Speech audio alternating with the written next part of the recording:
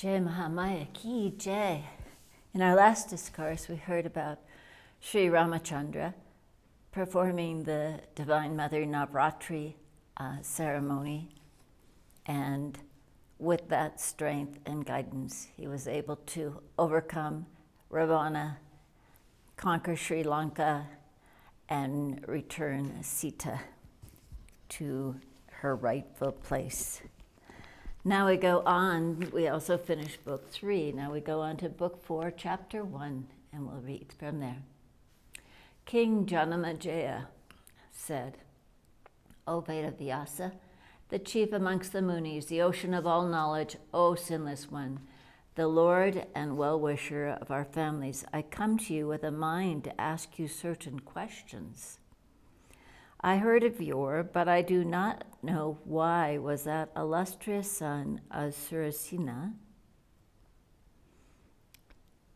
the pious and illustrious Vasudeva, the king, the father of Sri Krishna, who is the incarnation of God, Vishnu himself, and who was worshipped even by the gods, thrown into the prison in Kamsa. What faults had he and his wife Devika committed? Why that Kamsa, the descendant of Yati, killed the 6 infant sons of Devika? And for what reason did the god Sri Vishnu incarnate himself as the son of Vasudeva in the prison house of Kamsa? How was that Lord of the universe, Sri Bhagavan Krishna, and the ruler of the Yadava clan taken to Gokula, where he, born of a Kshatriya family, generally recognized as the Gopala, goat-herd clan?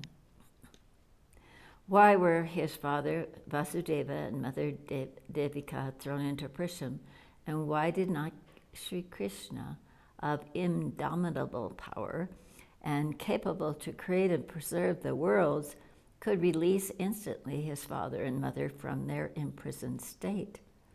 I cannot conceive that the so-called fate could have any influence on such high-souled persons, the father and mother of the Supreme Being, Sri Krishna. Who were those sons of Vasudeva that were killed by Kamsa? And who was that girl child who, when struck by Kamsa on the slab of stone, instantly rose up into the heavens, assuming the form of Astabhuja, the 8-armed goddess? O sinless one, kindly explain unto me, how did Sri Krishna manage to perform the householder's duties when he had married the several wives, and what were those glorious deeds that he did in his incarnation? And how did he finally pass away from his mortal physical coil? My mind sinks into an ocean of confusion when I hear of the several things done by Sri Krishna. Sometimes I find the deeds not capable of being done by any other than the Supreme Being himself, and sometimes I hear of the deeds that can be done by an ordinary man, and therefore I cannot decide whether Vasudeva was the incarnation of God or an ordinary being. Be pleased to remove these doubts from my mind and describe the life of Vasudeva in his true light. In days of yore, the 2 sons of Dharma were the 2 best amongst the rishis, and were the devas Nada and Narayana. They were very high-souled persons, and they performed severe austerities for long, extending years. They were born as part incarnations of Lord Vishnu.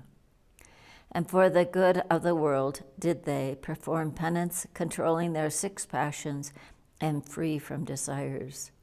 The all-knowing sages Narada and others say that the well-known Arjuna and Sri Krishna of indomitable powers were the 2-part incarnations of those 2 ancient munis, Nada and Narayana.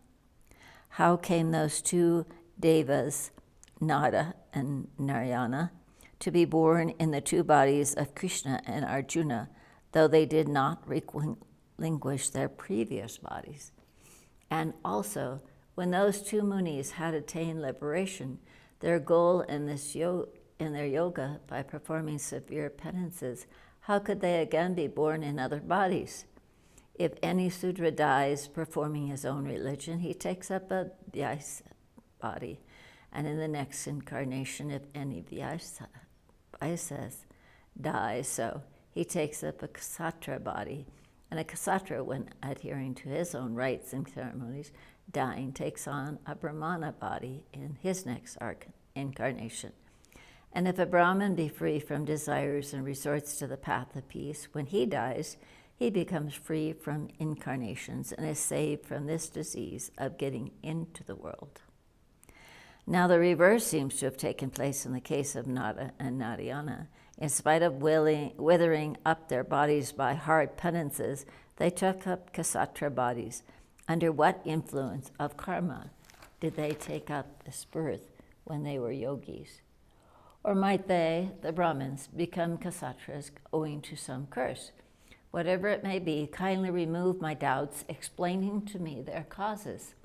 It is heard that the Yadava clan suffered destruction through the curse of a Brahmana, and in spite of Sri Krishna being the incarnation of the Supreme Being, his family died of the effect of the curse from Gandhari. How was it that Pratyumna was stolen away by Sambara, the lord of the Asuras, and for what purpose when Vasudeva, the Deva of Devas, was present? How was it that his son was stolen away from the lying-in room? This seems impossible. Why did not Vasudeva see with his inner vision the stealing away of his own son by the impregnable walls of his fortress-like mansion of Dwarka, and could thus have prevented this? O Muni, after Vasudeva had gone to heaven, his wives were plundered by the dacoits on the way. I am very much in doubt on this point. Also, I cannot understand why did this event take place just after his transition into heaven. Again, how was Sri Krishna, who was Vishnu's full incarnation, born into this world to take off the vicious load of this earth and to destroy the evildoers, terrified, and he fled through the fear of Jarasandha. He evacuated his kingdom of Mathura and went with his armies and friends to Dwarka. Vasudeva was here to destroy the evil miscreants and to conserve the religion. How then did he not, as he was all-knowing, previously kill those dacoits who afterwards stole and plundered his wives? Was it that he, being omniscient, did not know those dacoits? He protected the Pandavas, no doubt, who were high-souled, righteous, and virtuous, but I cannot understand how did he consider the high-souled, virtuous persons like Bhishma and Drona and others as loads of the earth and slay them? The devotees of Sri Krishna, observing good customs, conducts, and practices,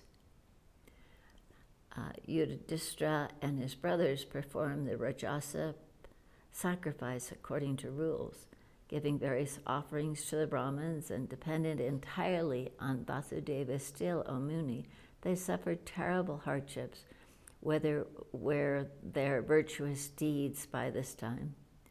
What horrible sins did they commit that they had to suffer pains and troubles in the assembly? The highly merited Draupadi arose from the midst of sacrificial fire and is born of the part of Lakshmi, pure and devoted to Sri Krishna. How did such a glorious woman meet with incomparable, terrible pains often and often? How could she have been caught hold of by her hair on her head and carried to the royal assembly when she was in her menses and extremely terrified and harassed? How did she become the slave of Matsya Raja in his kingdom Virat? And though actually crying aloud like a female osprey eagle, she was insulted by Kikaka. Alas, how could Draupadi be stolen away by Jayadratha?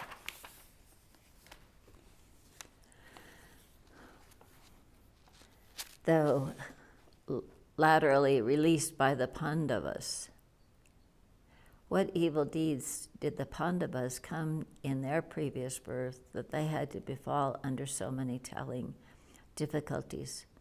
O high-minded Muni, my ancestors performed the Rajasu sacrifice, and still they fell under so many serious difficulties. Kindly explain the causes of these to me. If it be urged that they suffered so many serious calamities due to their actions in their former lives, that seems impossible, because they are born of the Devas. Thus arises my doubt.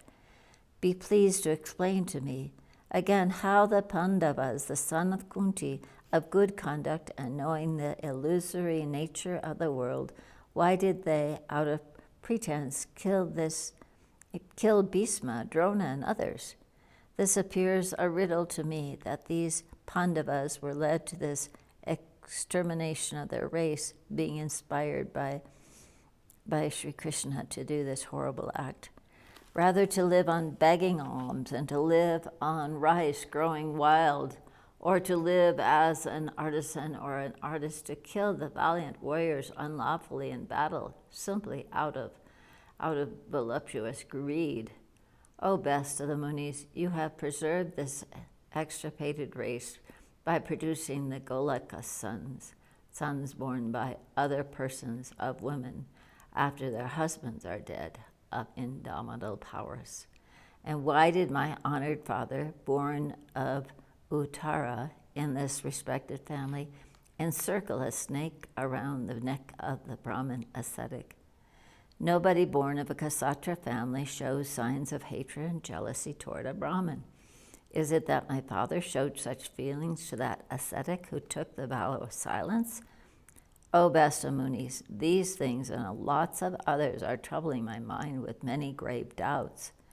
O merciful saint, you know everything. Be kind enough to quell this disturbed state of my mind. This ends the first chapter in the fourth book of the Srimad Devi Bhagavatam Purana of 18,000 verses by Maharishi Veda Vyasa.